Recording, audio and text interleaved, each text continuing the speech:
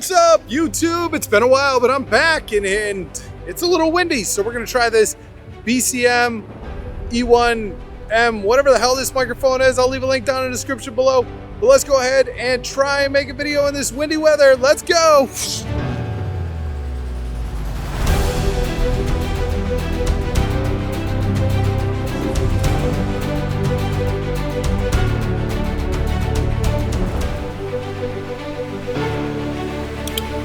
All right, hopefully this is a little bit better now. I decided to go underneath the bridge, block a little bit of the wind. Welcome.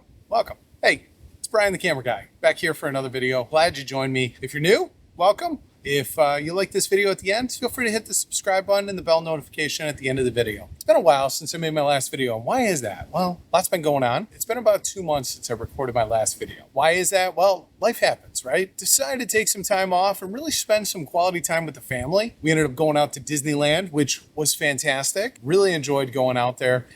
After we got home, did have to unfortunately put our dog down. That was very sad, very, very tough. That happened maybe about 3 or 4 days after we got home and just really kind of lost the motivation to really pick up a camera, really do anything. And that's the first dog we've owned since my wife and I got married, and it's been difficult. It's been difficult, but I'm happy to report today, the day I'm recording this video, we have decided to purchase a new dog. So spirits are up, feeling a lot better. Not sure what we're going to name the dog. Very excited that we're going to have a new puppy join our lives. Nervous about, but excited at the same time. Why have I been gone so long? Why haven't I just created something, got the flow going? Well, here's the deal.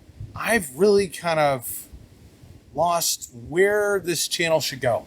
Should this be exclusively a gear review channel, or should it be more about post-processing, DaVinci Resolve, how to make a good image come alive, things of that nature? That's ultimately what I've been struggling with, and I'm not really sure what direction to go. So I have thought a lot about it. Still going to do gear reviews. I just don't know if I want to sit down, do the fancy B-roll of gear, and just kind of run specs by it. I mean, on the trip to Disneyland, I used this camera, the Sony A7S III, which I absolutely love. Great camera. It does great in low light. It also does wonderful everyday handheld kind of walking around videos. I have the Sony 16-35 f2.8, but I ended up bringing and only using the Sigma 16-28 f2.8. Now, maybe by the time this video comes out, the version 2 of the 16-35 from Sony will have dropped, and hopefully I can get my hands on it. But in the meantime, I've been using the Sigma 16-28 millimeter f2.8. I feel like this lens, it was made in 2019, I'm pretty sure.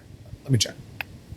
Oh, scratch that. It was made last year in 2022. And I've really enjoyed using this lens. I feel like the color reproduction is really good on this lens, and it gives you a really nice image. Really nice image. Comparable to that 16-35 from Sony. I do find though that the colors in the Sony 16-35 are just not as vibrant as when you use this lens. I do have the Sony Alpha 7 IV or the A7 IV, whatever you want to call it. I did bring that along, but I didn't use that. And the reason why is a lot of low light situations. So this camera definitely does a lot better in low light. You crank this thing up to 12,800 ISO and S-Log3, and you get a very nice clean image. You can even go up to, I've gone up as high as 40,000, sometimes even 64,000. Still been able to maintain a fairly clean image. Little noise reduction and cleans it right up. But on the Sony A7 IV, you only get 3,200. And when you go up to it, you can probably go up to like 12,800, but you can't go much past that. There's a lot of dark rides. So I want to record a lot of them and ultimately share those memories with the kids and get some good footage. Now, here's the game changer though.